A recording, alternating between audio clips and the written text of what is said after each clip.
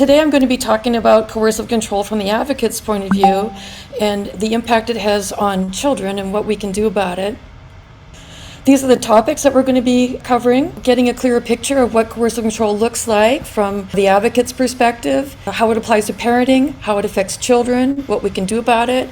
And then if you could save your questions to the end, then Rachel and I will do our best to answer them. Speaking of Rachel, my friend and colleague and seasoned attorney, Rachel McKenzie, is our legal expert here with us this morning, legal expert on coercive control. And she's going to kick things off for us today by highlighting the legal implications of the law as it concerns coercive control on children. I'm really impressed with Rachel's work. She has been very successful at getting restraining orders on the basis of coercive control. So Rachel, take it away. Thank you, Ruth. Can we have the next slide? Excellent. Welcome, everyone. Thank you all for being here. Okay, so let's jump into this material. So Family Code Section 6320, of which this is not the entire text, just to let you know, in 2020 was amended to include what we talk about as coercive control, which unreasonably interferes with a person's free will and free liberty. I'm going to be defining that here in just a moment. But in the body of the actual statute, it even labels certain types of behavior that we look at to help establish coercive control. I think many of us now are familiar with this, but these kinds of behaviors: isolation, deprivation, controlling, compelling by force or threat of force, and reproductive coercion are all things that we find on the power and control wheel.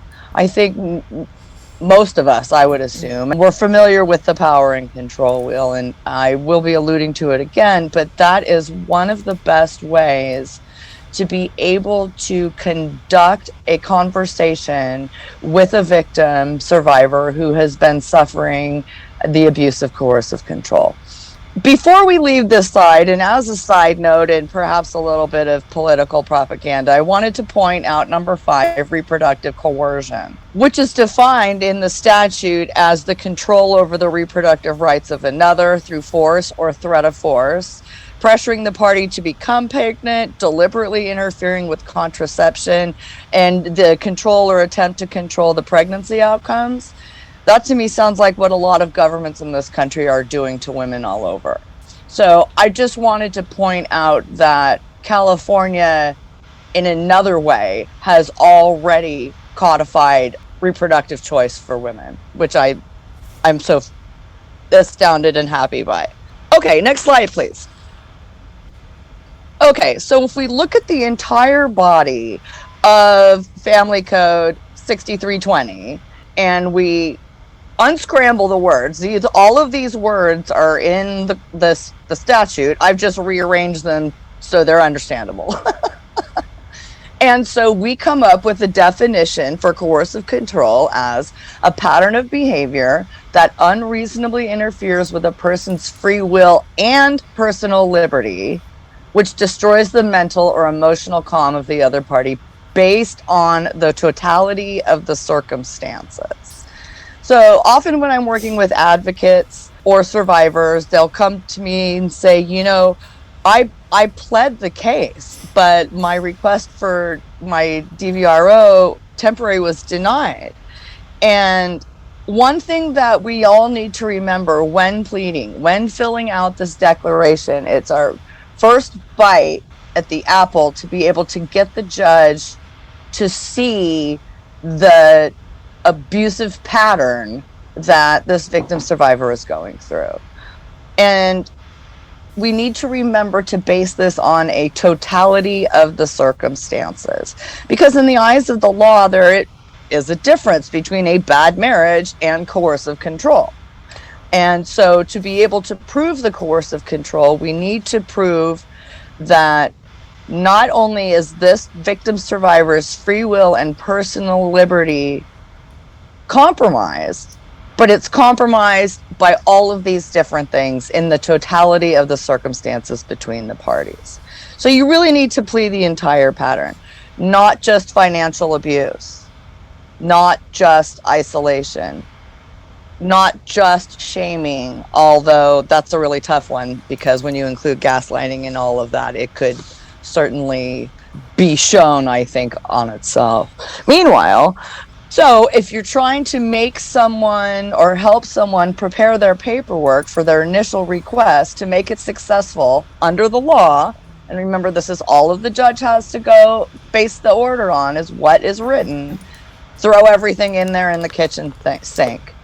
So if you think your client has not experienced anything other than the X that they've told you, the financial abuse or the constant checking and control, this is where the power and control wheel comes in to have that conversation with your victim survivor. This is something to normalize the environment of abuse that your victim survivor has been in. It's not just them. So many other women have been part of this, that we have a tool that's been developed. And all of the different sections on those wheels should be addressed in the declaration that you're writing or assisting in writing for the court. If it doesn't apply, then it doesn't apply. But we need to use the tools we've been given, and we need to ask the necessary questions to drag that truth out of the victim survivor we're working with. They might not even, and probably don't even realize 3/4 of the abuse that they've actually been subject to. Something that I always tell my clients is that truth wins, period. That's our justice system. And if you have truth, truth wins. So you need to have your victim survivor portray the complete truth in detail. In other words, on this day, this happened. On this day, I discovered this. An example would be something relatively inert that we wouldn't necessarily, or maybe the victim survivor wouldn't necessarily think would be coercive control. So something you would write to the effect, on this day, he gave me the car keys and $50, told me to go get the week's groceries. I was surprised he didn't come with me.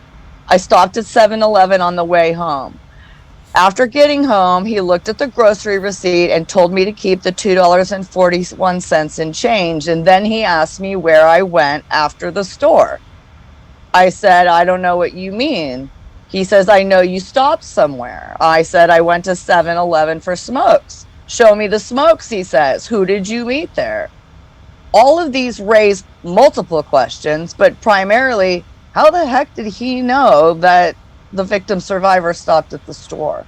There are additional facts in that simple everyday occurrence that could be brought out into the totality of the circumstances. Next slide, please. Okay, and this is just my own little hobby horse here, but there is something to note about what to tell the children regarding the law and the family code section. We're all familiar, I would assume, maybe we're not, with Family Code Section 3020.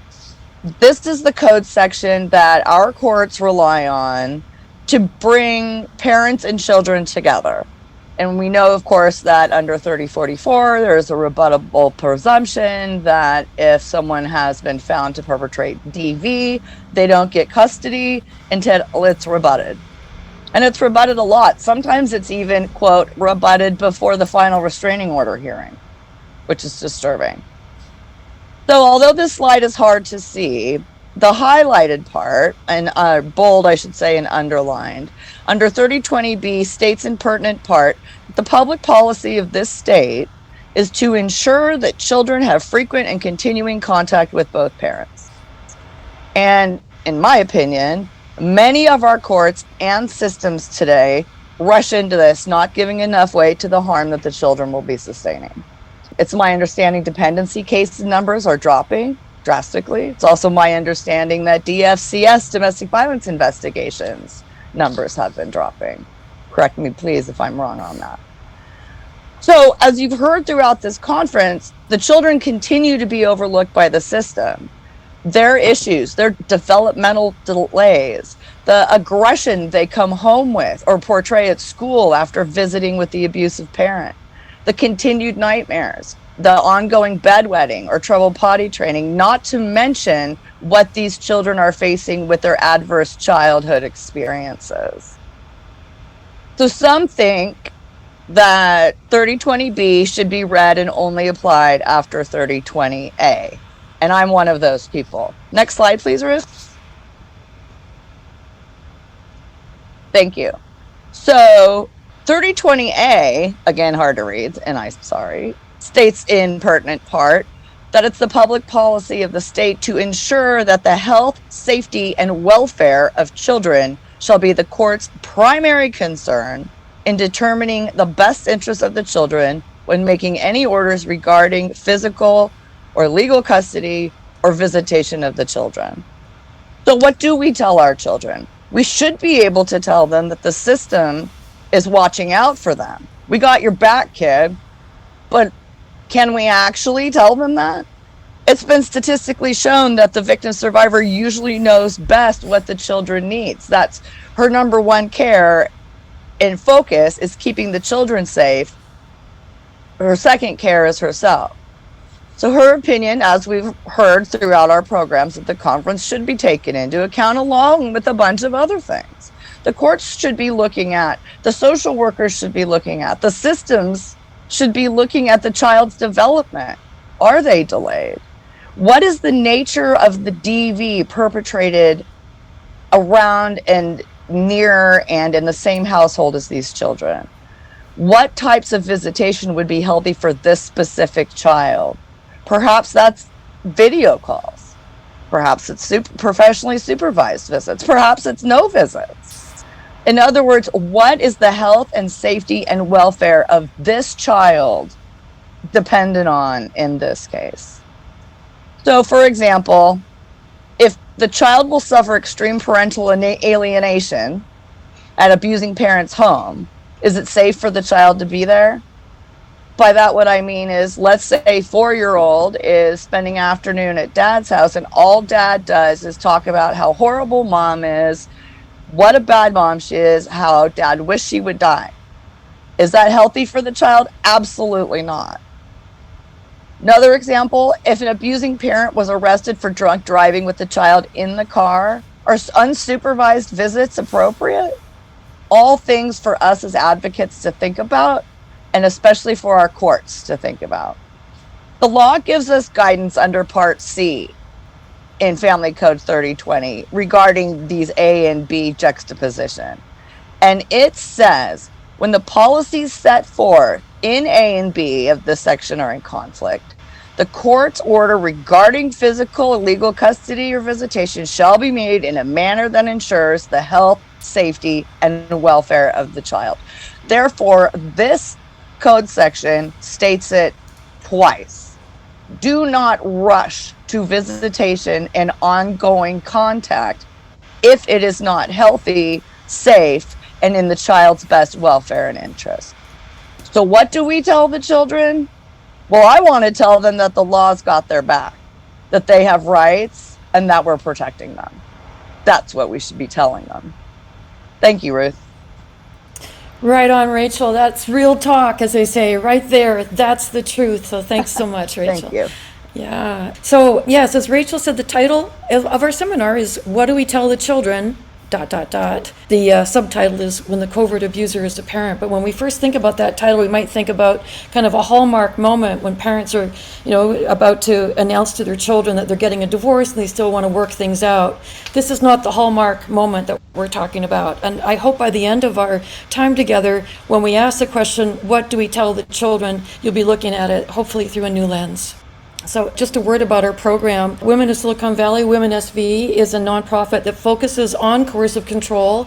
We've been working with survivors dealing with coercive control for the past 11 years. We've served over 1,200 survivors from all different races, all different cultures, from all over the world.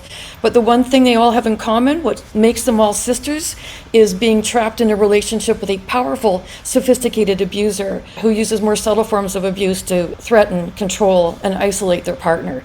Sometimes they use physical or sexual violence, but the ongoing control is through much more subtle means. We think it's everybody's right to be free and safe in their own home, but also it's important to understand that our survivors, even though they may appear to come from more privileged areas, are often suffering from tremendous financial abuse, on the verge of bankruptcy, or giving up their entire life savings fighting their ex and their court case in court and trying to protect their children. I guess before we jump in, I'd really like to take a moment and celebrate all the wonderful men and women that we have in the Zoom room today. We're going to be talking about a lot of bad actors today, but we want to acknowledge that there are many wonderful men and women who are kind and good and caring husbands and wives and parents. And these are the ones that we want to celebrate. We're not going to talk about you today, except to salute you. We're going to be focused on that far end of the bell curve, the outliers, the ones who abuse their power and privilege and status in the community. And then just a word about the pronouns that I'm going to be using in my presentation. We have to acknowledge that this kind of abuse happens in every type of community. It happens in heterosexual and same-sex relationships. In the LGBTQ communities, there can be added pressure to come forward and reveal what's happening in the home because they've made such tremendous strides in the movement. Many are hesitant to cast a shadow as they're continuing to fight for equal treatment in our society.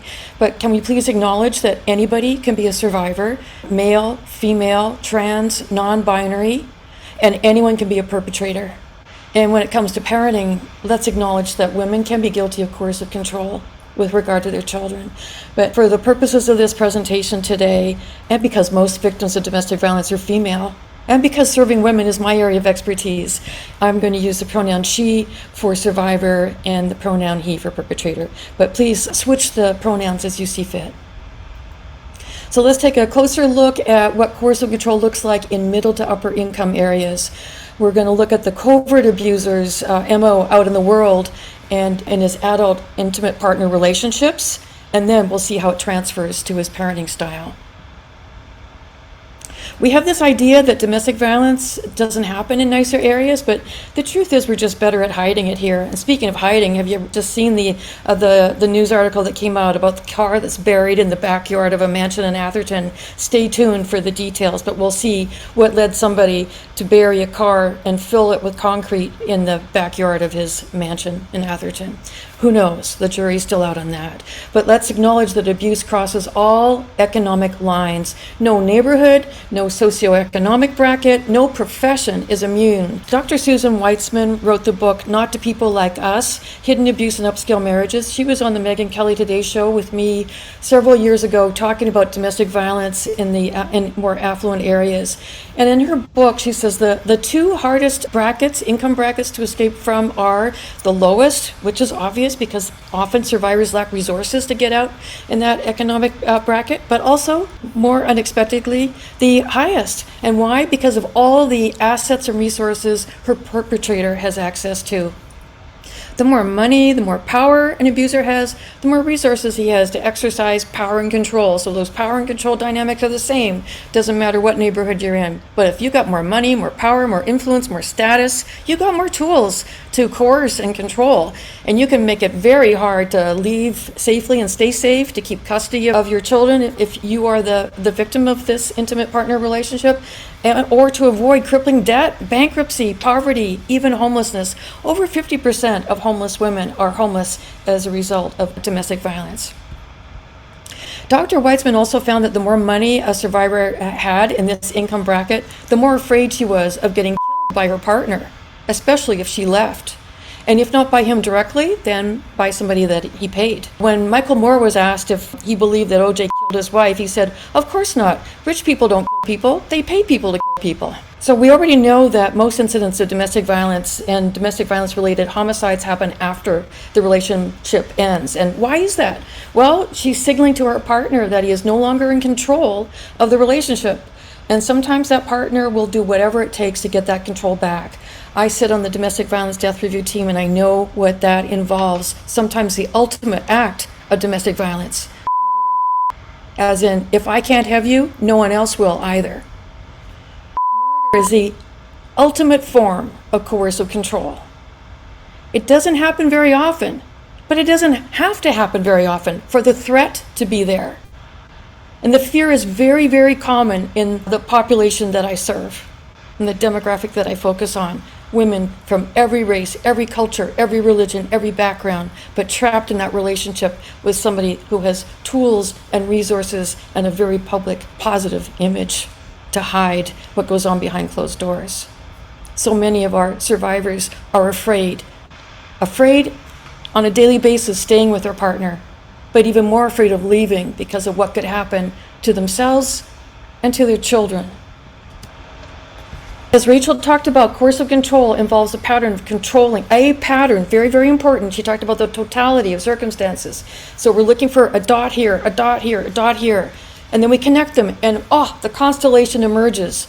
So by itself, it might just be a one-off. We want to maybe keep a journal, bullet point form even, in a secret place that her partner won't have access to, so she can start to connect the dots over time. Because I've had ladies in relationships for 10, 20, 30 years, and it's not until they read my column in the Los Altos Town Crier or start to get more information that they start to understand that they are indeed in an abusive relationship. And why? Because we've been taught, many of us, to think that domestic violence is bruises and broken bones. In the Department of Justice, their website, if a woman went online and looked at the definition of domestic violence, there it would have included the things that Rachel was talking about and that we're talking about here: emotional, financial, legal, technological abuse.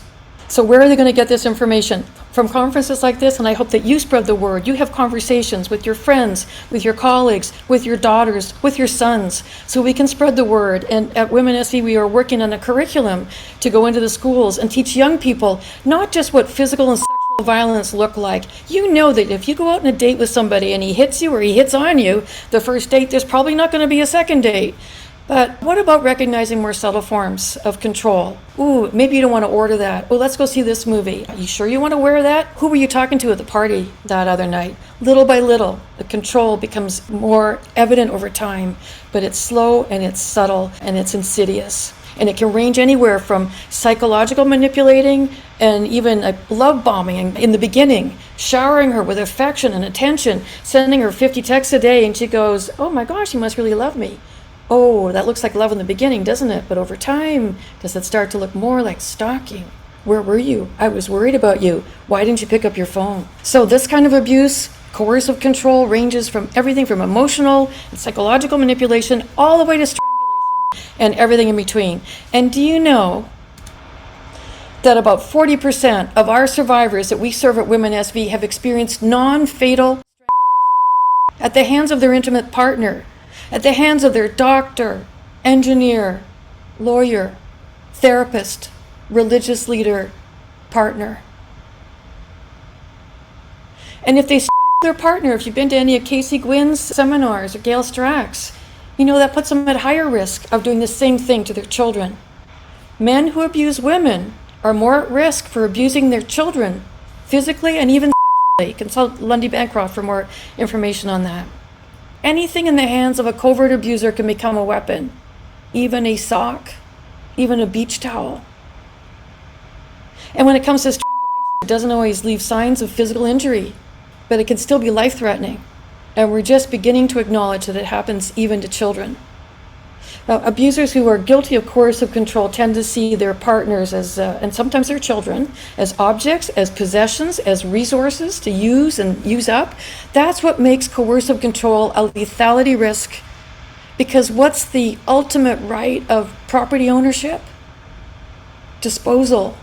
One of our survivors was married to a physician.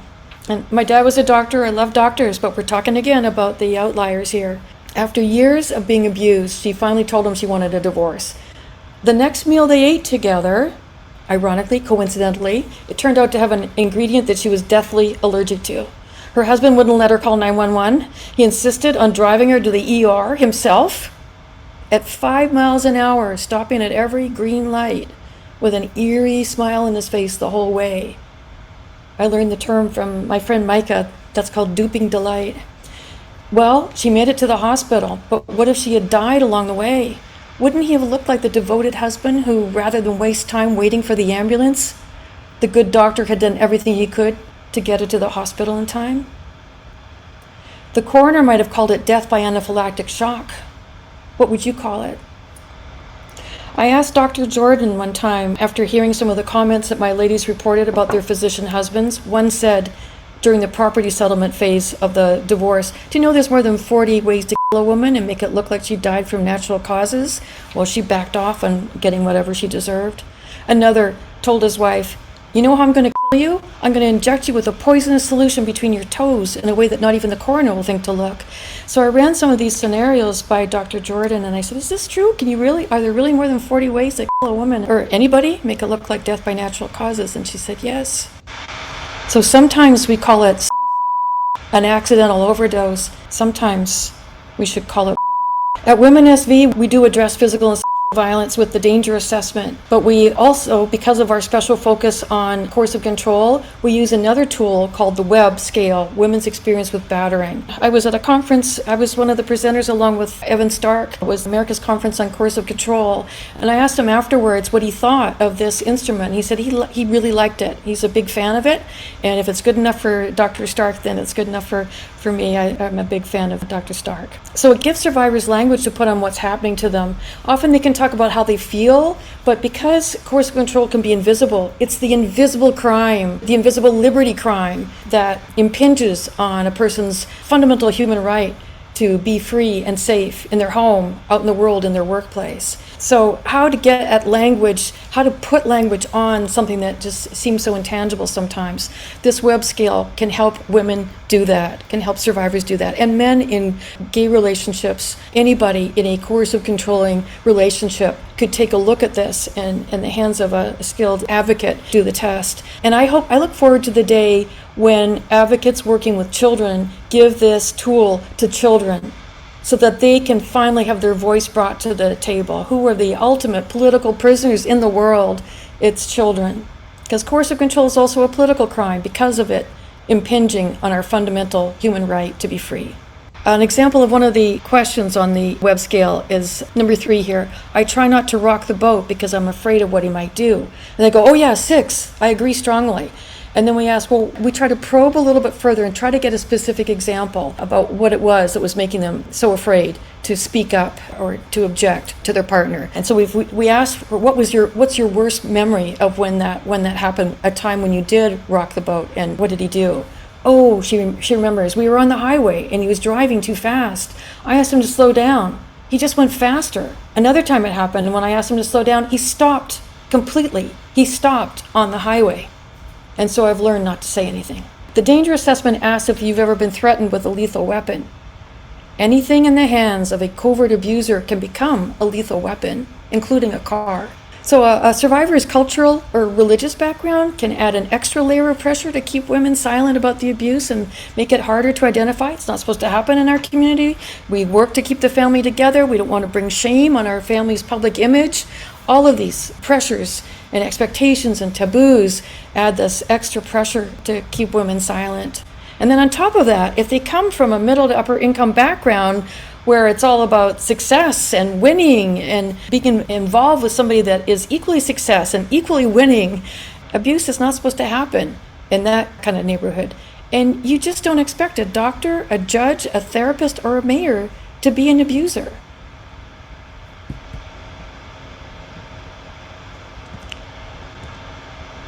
You remember my stories about the physician. Here's Dr. Martin McNeil. Now there's, I think, a Netflix show that's just come out about him. So he bragged to a mistress that he could kill anybody and make it look like she died from natural causes. While he was still with his mistress, pressured his wife to get plastic surgery. She's recovering, heavily sedated, more heavily sedated, heavily sedated, and succumbed. He was later found guilty of found responsible for the death of his wife and sent to prison where he committed suicide. His own daughter said, after he was found guilty of killing his wife and sent to prison, his own daughter said, I'm just so glad he can't hurt anybody else. Dr. Martin McNeil, physician, bishop in his local church, attorney. So what are some characteristics, behaviors of the covert abuser? What does a covert abuser look like? If you look at this, let's call it the rogues gallery, does anybody pop out at you?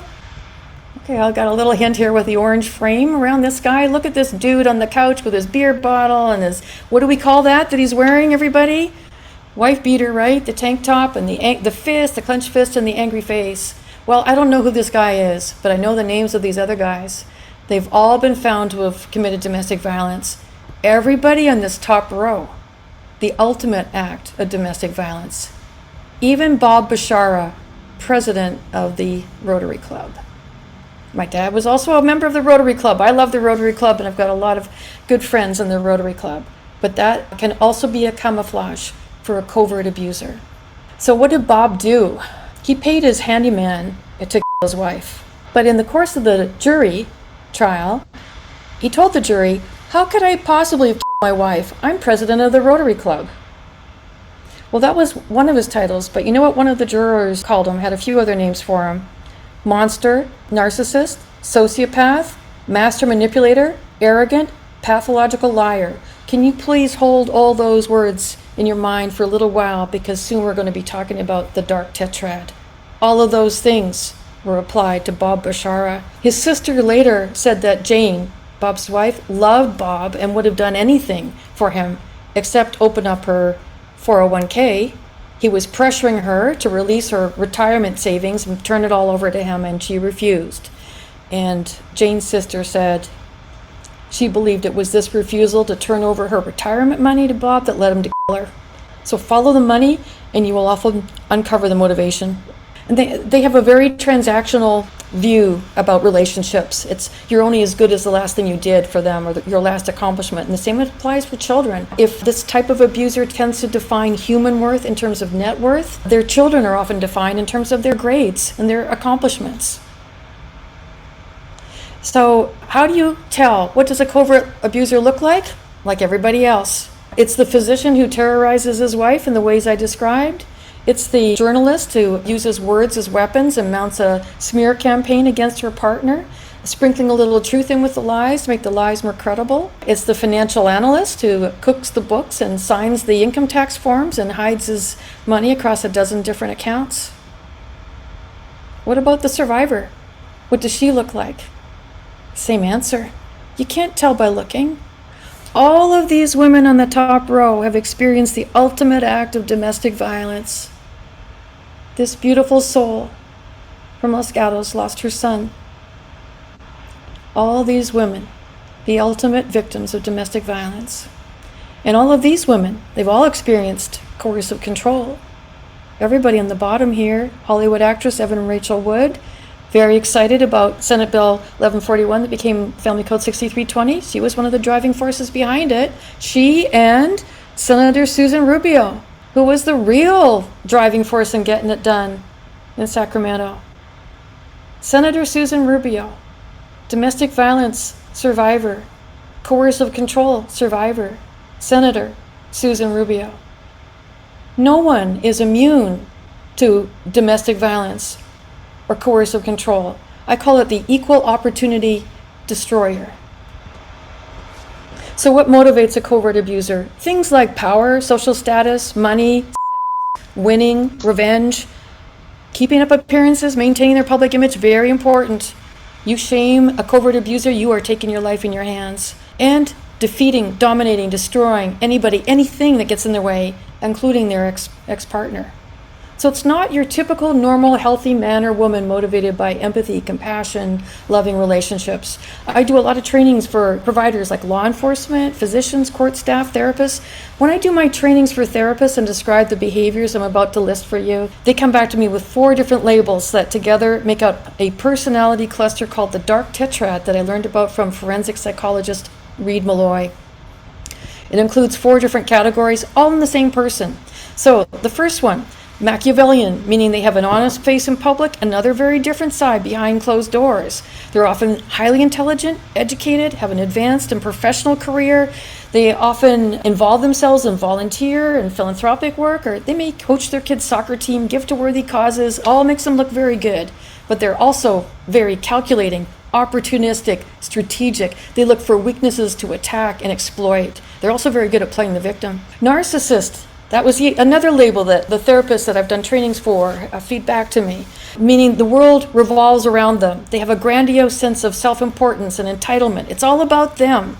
And God help you if you steal the limelight away from them. They always feel like they're the smartest one in the room. And unfortunately, they often are.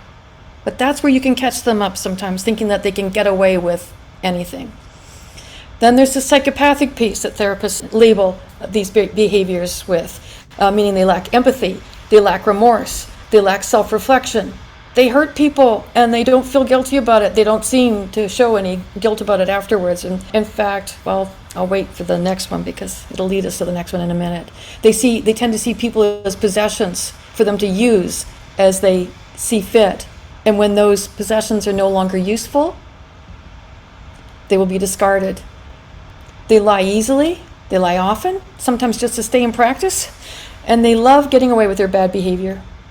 One of our ladies, her husband, started having a secret affair with his secretary, but before she knew about it, he was bringing the secretary home for a business dinner that he had his wife cook for them.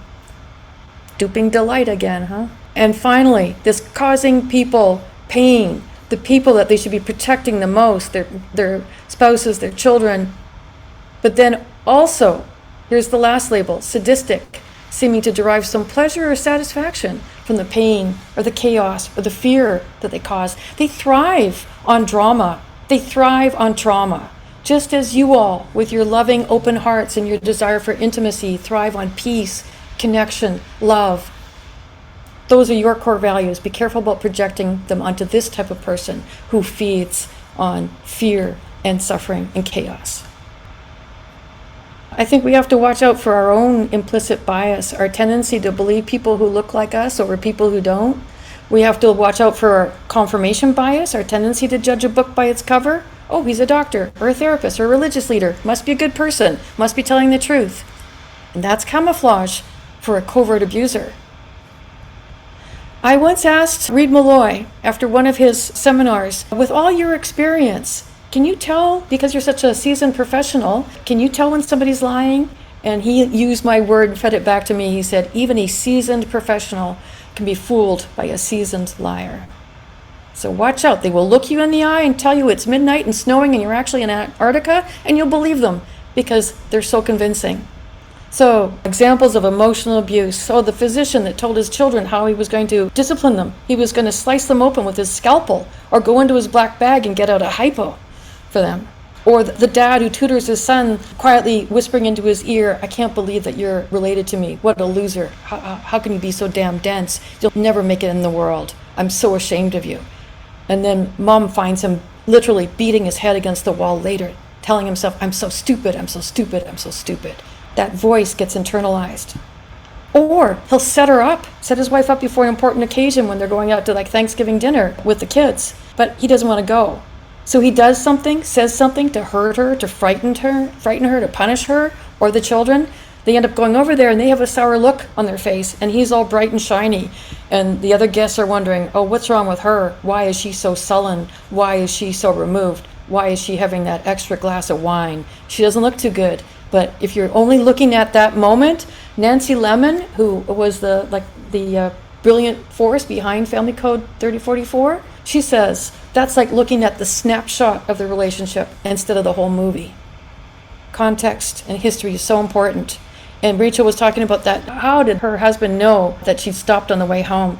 Most, if not all, of our survivors have been stalked by their partner, and not just by one means, but by many. Some have had a hidden camera put in their shower head, an air tag put on their license plate, so even if they left the state, he still knew where she was when she was on the other side of the country. Turning a flash drive, oh, look at that. This is a flash drive. It's also a voice recorder. Turning a cable that should be charging your phone or the brick that should be charging your phone into a listening device, into a camera. We live in Silicon Valley where this kind of abuse of power is rampant. We have one of our ladies whose boyfriend kept forgetting his AirPods in her car. Then he was using the Find My Device app to stalk her. Legal abuse, taking the mom back to court over and over again. And she will go. And she may look like part of a high conflict couple when in fact all she wants is peace and to protect her children. But now the abuse is transferred from home into the legal arena. Even religion can become a weapon in the hands of an abuser. We had one of our ladies, her daughter, her 13-year-old daughter, was refusing, after the divorce was in process, to go over to dad's for overnights, and so she was put in reunification therapy with dad. One of the reasons why mom was getting a divorce was because she was a devout Christian, so was daughter, but dad was a confirmed atheist, and he would not allow daughter or mom to go to church. So here they are in reunification therapy, the therapist, dad, and 13-year-old daughter. And dad starts the session by saying, remember, atheist dad starts the session by saying, honey, I know we've had our struggles in the past, but I've been praying about it, and I do believe with God's help, we can work a miracle. And the daughter jumps out of her chair and says, Dad, you're such a fake. And the therapist is very offended on dad's behalf and says, that's not fair. Your dad is going out of his way to connect with you. You need to try a little harder to meet him halfway. Well, that shot the daughter down, and it was 2 grown adults against a 13-year-old child. She knew she was going to be punished for speaking the truth. So that's the context of coercive control when it applies to an adult, and a little bit of what it's like when they apply it to a child. Let's dive into more detail about what a covert abuser looks like when they're a parent. And we do want to acknowledge again that women can be guilty of coercive control in parenting as well. Whenever there's an imbalance of power in a relationship, there's the potential to abuse that power.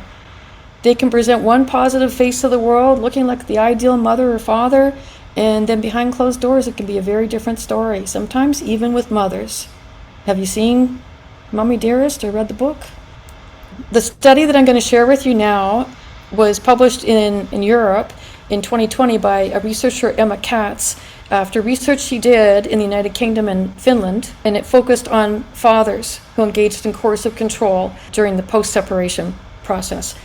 They engaged in it with their children as the abuse continued from home to the post-separation setting. We don't have very much research at all on what coercive control looks like in parenting. It's a brand new field of study. The researchers here looked at 29 children who had fathers who engaged in coercive control, and they divided these fathers into 3 separate groups according to their style of parenting after the couple separated. And here's what they found. 3 basic themes emerged. So, admirable fathering down here at the bottom, where he looks like the caring, indulgent father that just can't bear to be away with his child. Even if he was negligent or abusive before, suddenly here's Disneyland dad, or just so wounded that the relationship has ended and just only wants to be with their child. And then the top one, another theme that emerged, was dangerous fathering, where dad committed overt acts that frightened mom and frightened child, and both had the effect of making the child feel that dad was everywhere. There was no escape, even after the relationship between mom and dad had ended. So in this study, they acknowledge, as Evan Stark did in his work, that domestic violence is not primarily about incidents of violence. And we are forever grateful to the Battered Women's Movement for putting domestic violence on the map. But the unintended consequence of that has been that we have such a focus on visible evidence of battering that we miss the day-to-day terror and imprisonment and feeling of entrapment that survivors are living with, without any physical evidence to show for it, but being terrorized and imprisoned nonetheless, as are often their children.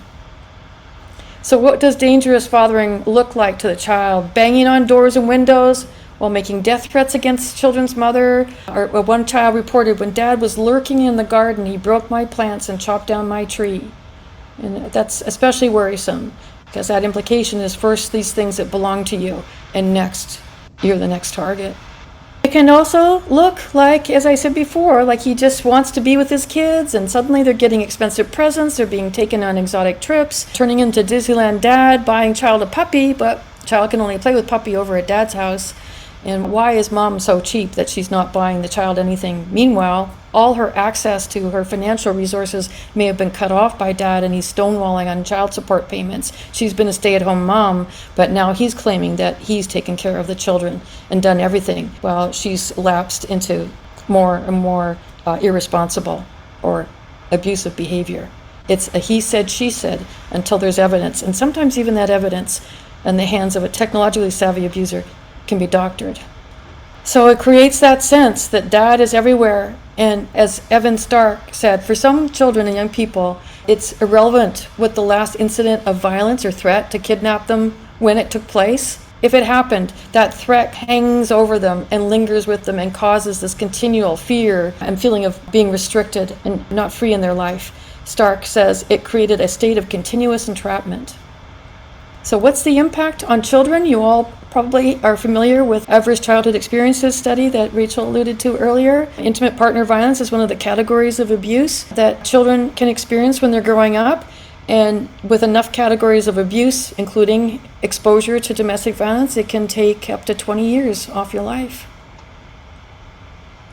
So too often when we're looking at children's behavior, whether it be on the playground or in the classroom, we just look at it in itself. Oh, there is a bad seed. What's wrong with that child? Oh, do they have ADD or ADHD or oppositional conduct disorder? Maybe all those things are true. Maybe they're true and something is going on at home. Or maybe they're not true and it looks like those things because those are the surface symptoms that disguise the cause that's underlying their bad behavior. We don't know. That's going to take further investigation and knowledge on the part of the people doing the investigation. There's not enough training in any area of our lives right now on coercive control. This term has been around for many years, but we're just starting to address it now. Thank God we live in California with Family Code 6320 for survivors who are experiencing this issue, so they can do a better job of protecting not just the adult survivors, but their children.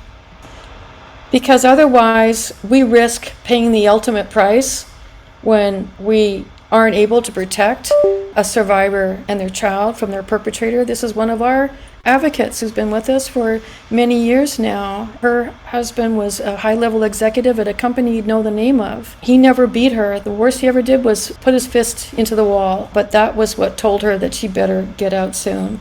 And all she asked for was their 5-year-old son. She said, "You can have everything else, but let me have Alex." He started to threaten her and he said, I'm gonna go to Canada. And when I go, I'm taking Alex with me. And over time, that threat evolved to, when I go, I'm taking Alex with me. Remember the sadistic, duping delight? When I go, I'm taking Alex with me. And he did. And she was the one who found them, that he had killed their 5-year-old child and then himself. It was the best way he knew to inflict the maximum amount of pain and suffering on her. So Sandy went on to make meaning out of what happened that day by becoming a domestic violence advocate herself and dedicating her life to protecting women and children going forward. This happened so many years ago when coercive control wasn't even a term, when we really did focus only on broken bones and bruises. But coercive control is a lethality risk, and there are men on death row who brag that they never beat their wife. Sure, I killed her, but I never beat her. So we have to be careful of Occam's razor, that guiding principle that in most cases the simplest explanation is the correct one. That's not the case when it comes to coercive control in the hands of a covert abuser. Sometimes the more complicated explanation is the one that fits. Okay, so if mom looks scattered or angry or sullen or withdrawn, does she have a mental health issue? Is she abusive? Or is she living with the consequences of abuse? Or are both true? If a child is picking fights at school or not paying attention in class or acting younger than his years, are those the problems in themselves, or are they signs of what's going on at home? You have to dig deeper. And if you don't know what to look for, you're not going to recognize it when it shows up. You know the old saying, if all you got is a hammer, everything's going to look like a nail. But sometimes the child is the symptom and the underlying cause is what's going on at home. So what happens to the children when they grow up in this kind of environment? If they start to see dad as the bad guy, and of course, in most cases, dad is often wonderful. He does fun things and says nice things to the kids. But there's that other part of him that is scary, that is hurtful, that is way too punishing, that can be terrorizing. And then what happens? Because kids are black and white thinkers, if they start to see dad as the bad guy, and if they see mom as a good guy, dad's a bad guy, maybe they start to think, if they're taking science, well, if I'm 50% dad's DNA and 50% mom's DNA, does that mean I'm 50% bad guy? No. Here's another way to look at it. What if you're 1/3 dad's DNA, 1/3 mom's DNA, and 1/3 what you choose to make of it. Taking some of the best qualities that you can find in your dad, taking the best qualities you can find in your mom, and then looking for other good qualities in the other people, the other adults you're going to come in contact with throughout your life, your teachers, your mentors, your coaches. There's lots of good people to learn from.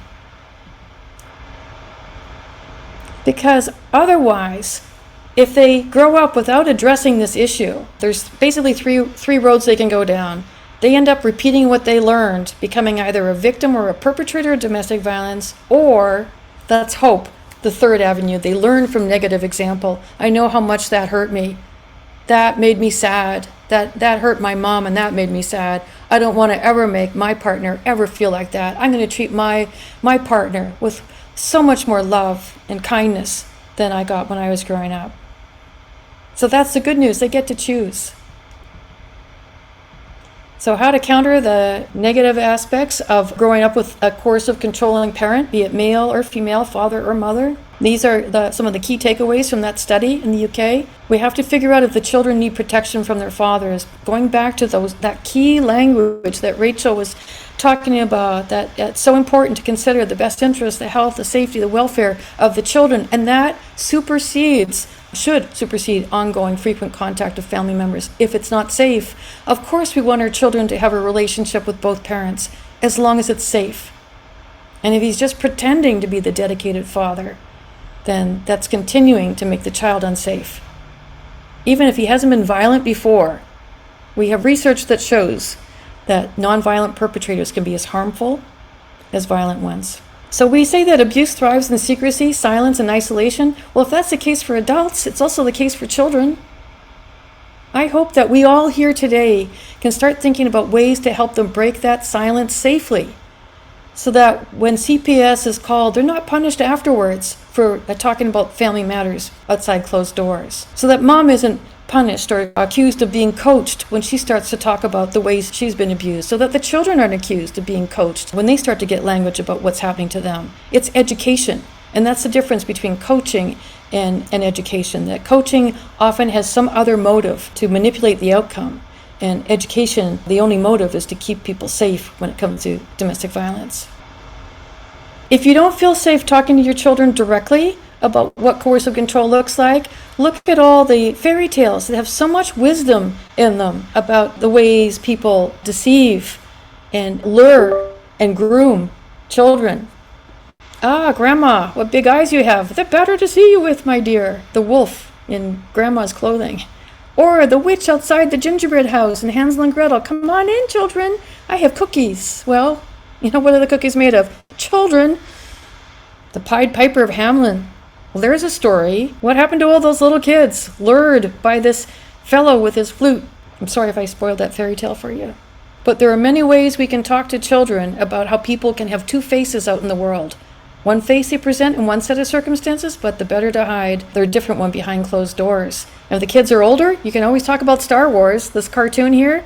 So the therapist is saying, so, you abandoned him, you murdered his aunt and uncle, you blew up his sister's planet, you chopped off his hand, and now you want him to see you as a father figure and join you on the dark side? How do you think Luke feels about that? So the good news, finally, children are resilient, and so are adults for that matter. Resilience can be learned. If abuse is learned, so is resilience, and so are other ways of dealing with anger and stress. The good news is the neuroplasticity of the brain. The brain can rewire itself, the brain can heal, and if there are other protective role models in the child's life, those are other protective factors in helping a child grow up with healthy values. There's lots of books out there where you can teach empathy and how to deal with anxiety and anger and even talk about empathy. We can teach kids self-regulation skills and coping skills, so instead of fight, flight, freeze in the classroom, we get something else. They've learned skills like how to deal with stress and anger. They can journal it. They can talk to a friend. They can walk it off. There are lots of alternatives to violence. And that's a good thing, because if abuse is a learned behavior, so is love.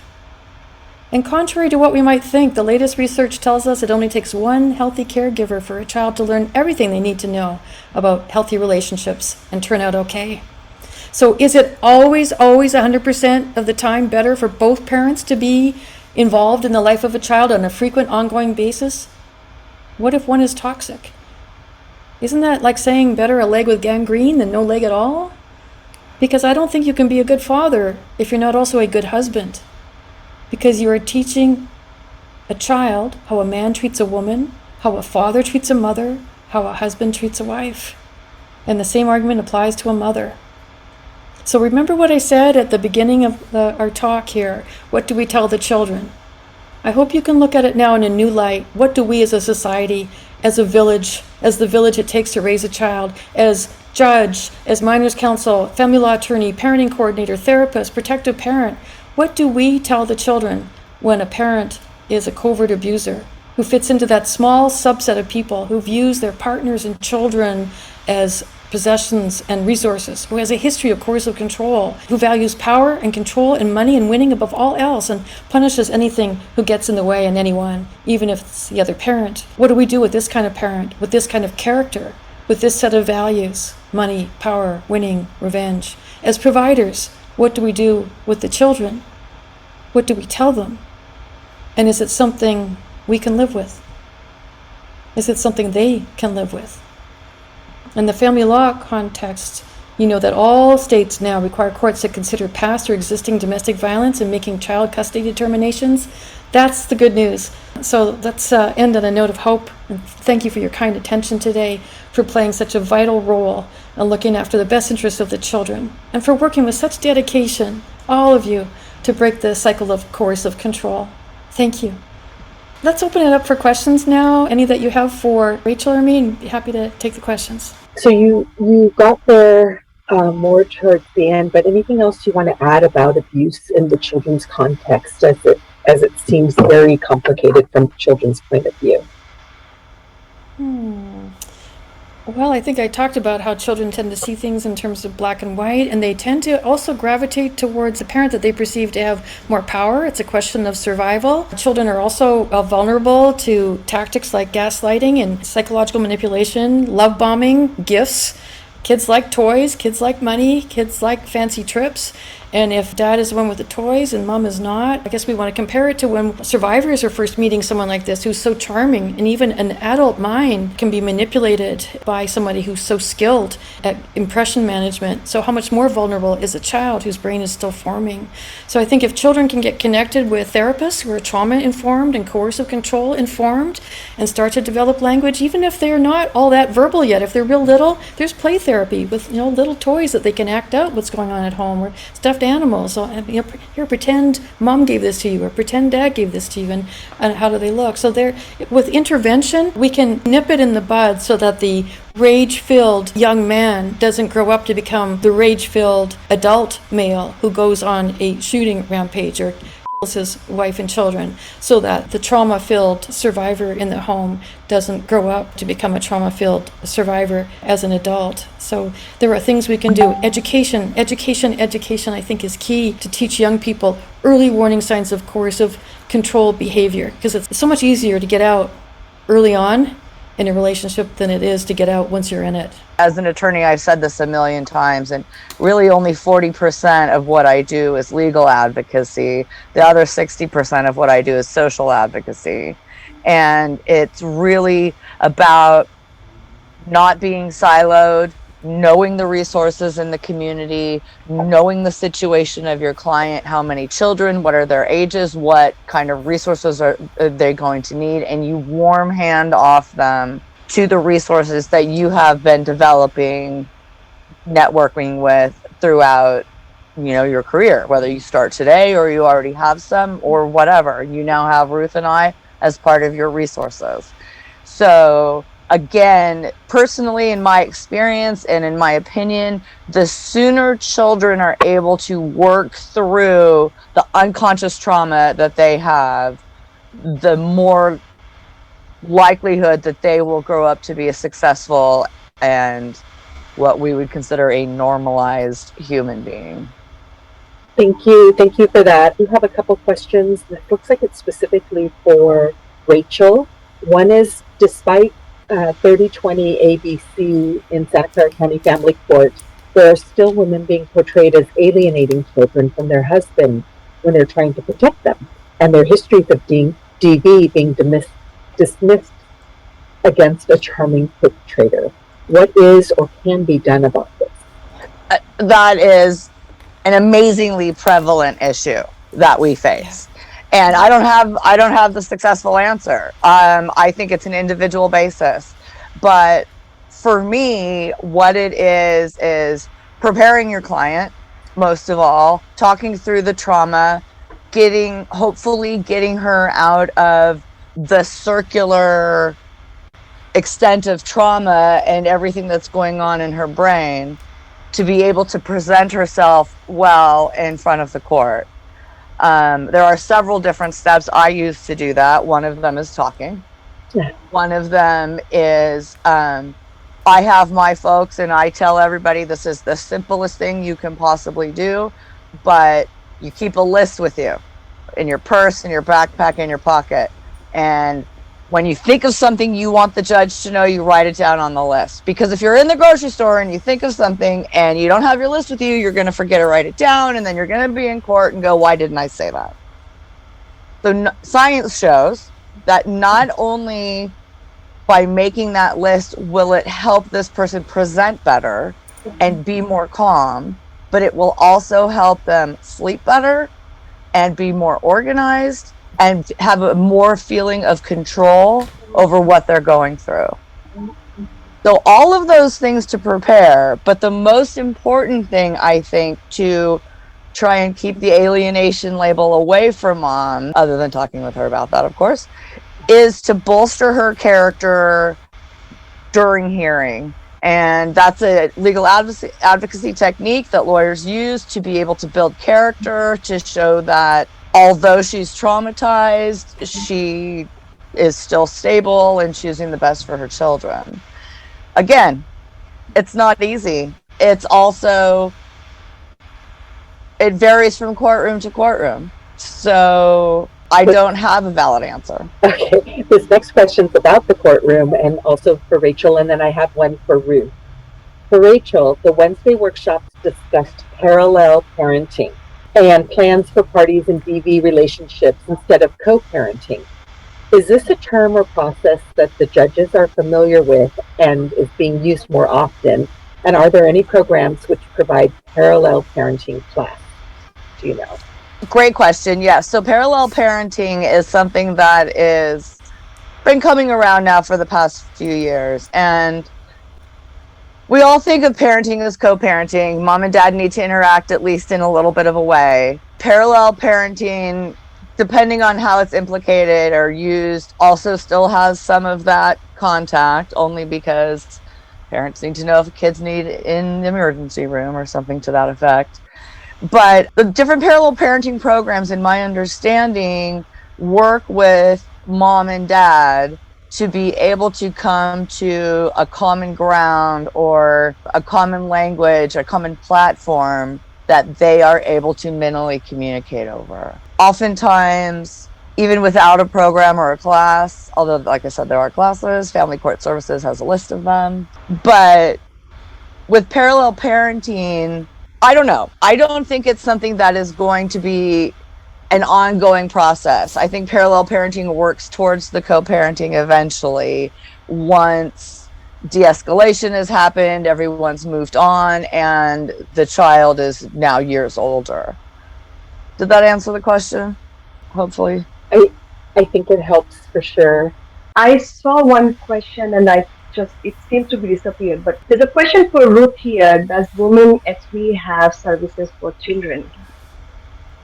Oh, I wish we did. I was a teacher before becoming a domestic violence advocate, and I still am very passionate about education. I think that's the best, most effective form of intervention, especially when it comes to domestic violence. So that's why the push is to teach kids early warning signs, because children are very good at keeping secrets, and they sometimes feel like they're all alone and that this is what a family looks like. And if they can hear that's not normal, that's abuse, but how to do it safely, how not to trigger a CPS report in a way that's not going to be helpful for the child. These are issues that I'd love to get some help figuring them out before we move forward. So I think things are only going to get better for our kids. Thank you, Ruth. This question must be for you. there are still private custody evaluators who are poorly versed in domestic violence and side with the perpetrator, re-traumatizing her even more. But the question is, it seems that in Santa Clara County, there are certain judges that tend to be dismissive about covert abuse. How do we, as the public, raise this concern? Okay, two things. Firstly, I think that it's up to us to raise awareness. It's up to us in the system, and by system, I mean all of them: court system, law enforcement system, advocacy system, shelter system, housing system, food system. It's up to us to train and offer training to these folks who are interacting with these families, such as custody evaluators. In that training, not only does a trauma-informed lens and bias should be addressed, but the power and control wheel, the trauma reaction in the brain, because it's quite possible that, I think this training would be good for minors counsel too. It's quite possible that, sure, they have some domestic violence training, but they don't have the training that they need to be able to perform that evaluation appropriately. If I was arguing against that report that the evaluator said, that would be what I raise. There's a clear bias here. There's not enough domestic violence intervention, etc. As far as the second question goes, yeah, each courtroom is different. We're all human. Each judge is human. So again, to raise awareness, it is something that we as the system need to continue to come out of our silos, to continue to interact with each other, continue to train the trainers, teach each other so we can go teach everyone else. As I think pretty much everyone in this conference has been preaching, education is key, not just for ourselves, but for our victim survivors, for our community, for our systems, for our law enforcement, and as well as for our courts. Thank you. Are there any other questions? It looks like that's it. Thank you to you all. And thank you for everyone for coming. Here, here. I second that. Thank you. And thank you for inviting us too. It's been a wonderful, wonderful conference. So happy, so honored to be part of it. Thank you so much for watching. Please like this video, subscribe, and click the link in the video description to donate if you can to help support the work of this program. For more information and resources, you can visit us at womensv.org.